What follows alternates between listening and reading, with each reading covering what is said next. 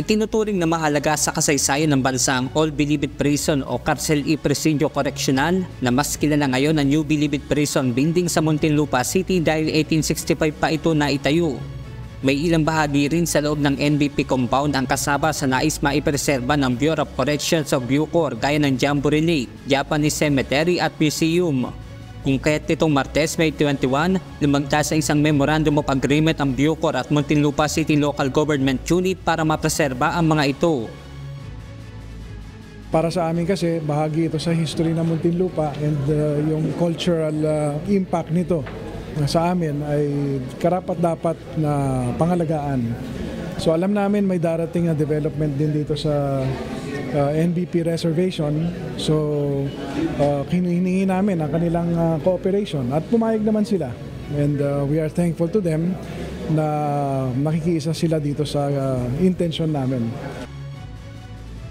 Bukod sa pagpreserba sa mga iniingatang lugar, nais din ng Bucor na magkaroon ng Bucor Global City kung saan layo na maging tourism area ang naturang lugar.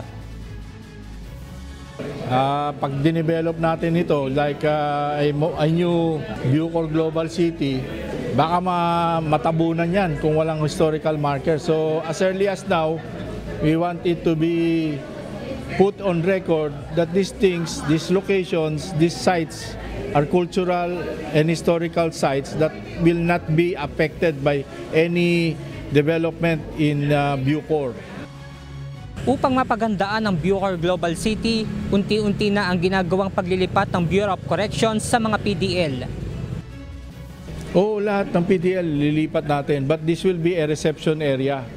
So lahat na nakukumit na makukulong na sa Bucor, mag-stay muna sa RDC for 2 months and then we decide kung saan sila ililipat, Palawan, Mindoro, Leyte, Zamboanga or Davao.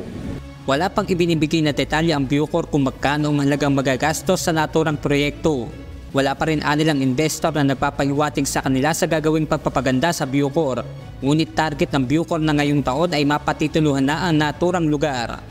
Benedict Samson, humahataw sa balita ngayon.